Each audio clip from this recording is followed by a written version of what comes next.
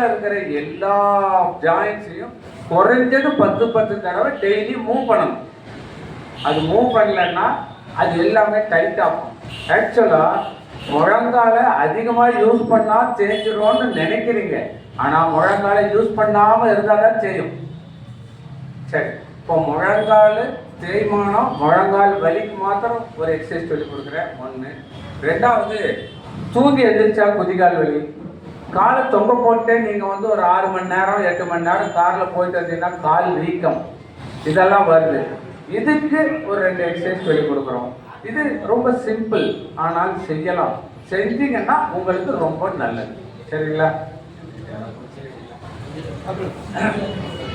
முழங்காலுக்கு இந்த மாதிரி ஒரு உயரமான கட்டு, ஸ்டூலு, பெஞ்சு எதில் வேணால் உட்காந்துக்கிட்டு மெதுவாக காலை தூக்கி மேலே பிடிச்சிக்கங்க.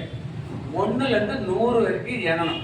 1 2 3 4 எண்ணிட்டு கீழே விட்டீங்கன்னா ஒரு எக்ஸசைஸ். இது நீங்கள் உங்கள் கடையில் உட்காந்துக்கிட்டு, கேஷை உட்காந்துக்கிட்டு எங்கே வேணாலும் செய்யலாம். தூக்கி பிடிச்சிக்கிட்டு 100 வரைக்கும் எண்ணணும்.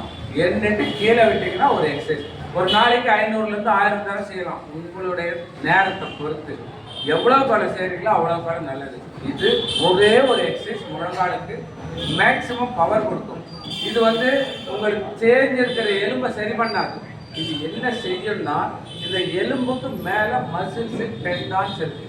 இது ஸ்ட்ராங் ஆச்சுன்னா நீங்கள் நிற்கும் போது உங்கள் உடம்போட பாரம் எலும்புல பாதி போகும், சதையில பாதி போகும். அப்போ உங்களுக்கு முழங்கால் வலி கொஞ்சம் கொஞ்சமாக குறையும். இது ஊசி மாதிரியோ மாத்திரை மாதிரியோ கண்மூடி திறக்கிறதுக்குள்ள சரியாகாது. எக்ஸசைஸுங்கிறது உங்கள் உடலுக்கு நீங்கள் வருத்தி உடலுக்கு வேலையை கொடுத்து செஞ்சீங்கன்னா தான் வேலை செய்யும். குறைஞ்சது 3 மாதம் செஞ்சீங்கன்னா உங்களுக்கு பயங்கரமான வித்தியாசம் வரும். ஆப்ரேஷன் பண்ணி ஜாயிண்ட் வைக்கணும்னு சொன்னவங்களுக்கு கூட இம்ப்ரூவ் ஆகும். பட் பொறுமை, வியாதியை விட நாம ஸ்ட்ராங்காக நின்று எக்ஸசைஸ் பண்ணணும். இது செஞ்சால் இது சரியாகும். இதில் ஏதாவது டவுட் இருந்தால் கேளுங்க, சொல்கிறேன். ஓகே, அடுத்தது இப்போ குதிக்கால் கொஞ்ச நேரம் உட்காந்துட்டே இருந்தா ஒரு 6 மணி நேரம் உட்காந்துட்டே போனீங்கன்னா காலெலாம் வீக்கம் வந்துடும். 1. ரெண்டாவது, இப்போ கடையிலையோ வேலை செய்கிற இடத்துலையோ கால் தங்க போட்டு சும்மாவே உட்காந்து இருந்தீங்கன்னா உடனே எழுந்திரிச்சு ஒரு 2-3 அடி நடக்க முடியாது. இது எல்லாத்துக்கும் காரணம், மெயின் காரணம் என்னன்னா, நம்ம உடம்புல இருக்க ரத்தம் பூரா சர்க்குலேட் ஆகும், கீழே மேலே போகுது. நீங்கள் கம்முன்னு இருந்தீங்கன்னா கீழே வர்றது கீழே நிற்குது.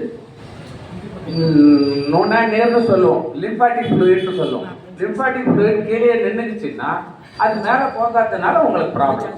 அதே மாதிரி இந்த கெண்டக்கால் 2வது ஹார்ட்டுன்னு சொல்லுவோம்.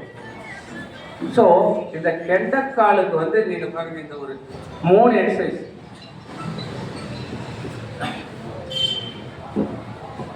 இந்த விரல இப்படி மடக்கி நீட்டணும், இது ஒரு எக்ஸசைஸ்.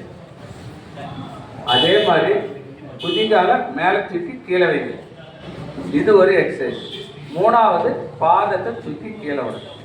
இவ்வளோதான், ரொம்ப சிம்பிள். உட்காந்து செய்யலாம், நின்றுட்டு செய்யலாம், காரில் செய்யலாம், எங்கே வேணால் செய்யலாம். இப்போ நீங்கள் நின்றுட்டு வேலை செய்கிறீங்கன்னா நீங்கள் அங்கே வேலை செய்யும்போது நீங்கள் பாட்டு. அதே மாதிரி இது ஒரு 2 மாதத்துக்கு பக்கம் நீங்கள் செஞ்சுட்டு இருந்தீங்கன்னா நீங்கள் எந்த வேலை செஞ்சாலும் உங்கள் உடம்பு அதை செய்யும். நீங்கள் செய்ய வேண்டியதில்லை, உங்கள் உடம்பு அதை செய்யும். இது 2 செஞ்சீங்கன்னா தூங்கி எந்திரிச்சா குதிகால் வலி வர்றது, கால் தொங்க போட்டிருந்தா பாதம் வீக்கம் வர்றது, இதெல்லாம் கம்ப்ளீட்டாக நல்லா குறையும். இதை செஞ்சீங்கன்னா உங்களுக்கு ஒரு 3 மாதத்தில் உங்கள் உடம்போட ஆரோக்கியத்தின் வித்தியாசம் நீங்கள் ஃபீல் பண்ணுவீங்க. Thank you very much. ஏதாவது டவுட் இருந்தால் கேளுங்க.